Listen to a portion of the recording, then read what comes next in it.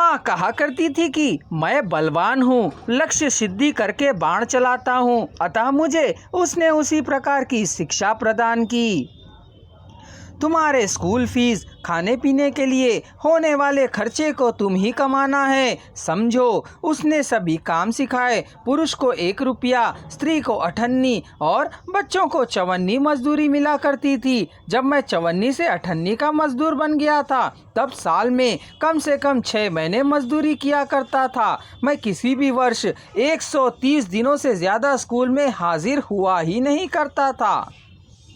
अम्मा कहा करती थी कि परीक्षा में फेल हो जाने से मुझे गुगड़ू के पास नौकर रख देगी। गुगड़ू देखने में विकृत सा दिखने पर भी उसका मन अच्छा था। उससे धोकर सुखाकर दिए गए कपड़ों को लेने वाले किसान की पत्नी माड़ या बासी भात जो भी खाने को दे, उसे खाकर जो खा ना सके उसे माड़ जैसा बनाकर कपड़ों में लगा देता था।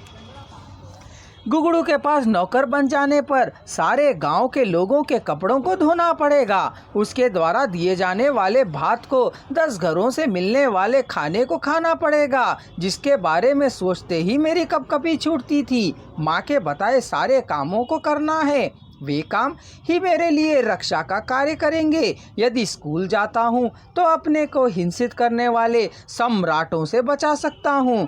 हर साल पास होता जाऊं तो नौकर की तरह, मजदूर की तरह काम करने के कष्ट से अपने आप को मैं बचा सकता हूँ। कौवे के बच्चे से कौवे को प्यार होता है, यह हमारी तेलुगु भाषा की एक कहावत है। उसी तरह मैं अपनी अम्मा का दुलारा बेटा हूँ, लेकिन जब वह कहने लगती है कि मैं सबसे सुंदर हूँ, वही मेरे लिए प्राणों पर संकट ला खड़ा कर देता है।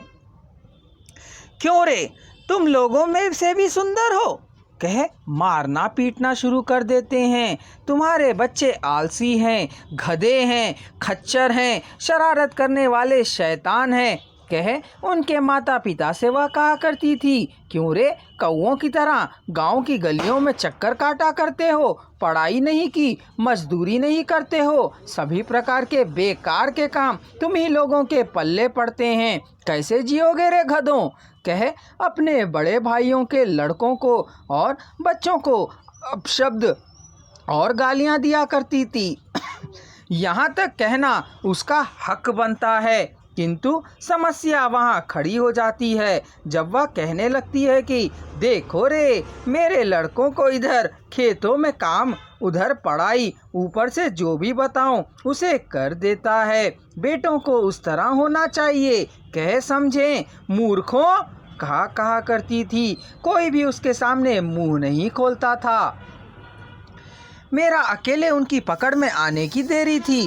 कमबख्त उल्लू के पट्टे, उस पगली की बात पर ही चलते हो, जैसा वह कहे वैसा ही करते हो। क्या तुम आदमी जात नहीं हो, औरत जात के द्वारा किए जाने वाले कामों को करते हो? चाहे जैसा वैसा अपना रोना रो, पर हमें डांट पिलाते हो। तुम्हारे कारण ही तो उसने हम लोगों को डांटा और फटकारा था ना।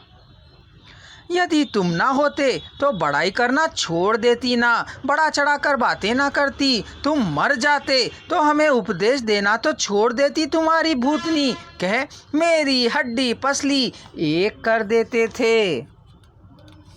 मैं एक तरह से भाग्यशाली हूँ, उनकी पकड़ से छूटने पर भाग जाया करता था। मैं दौड़ना शुरू कर दूं तो मेरा पीछा कर मुझे पकड़ने की शक्ति उन लोगों में नहीं है। जब कोई ना हो तभी अपना प्रताप मुझ पर दिखाते हैं। यदि कोई देख ले तो उन्हें डांटेंगे और मारेंगे, कहे उन्हें डर होता है। मैं अपनी अम्मा से बतलाता नहीं था कि उन लोगों ने मारपीट की है, क्योंकि वह कहने लगती उलट उन्हें क्यों नहीं पीटा, कायर कहीं के, कह धुड़की देने लगती। उतने लोगों को मैं पीट नहीं सकता हूँ, कह उसे क्या मालूम है, एक अकेला मिले तो मैं कैसे उसका हुलिया टाइट कर देता, यह अम्मा को क्या मालूम है। 10 लोगों के मारपीट कर जीवित घर नहीं आ सकता हूँ, यह बात अम्मा को कौन समझाता।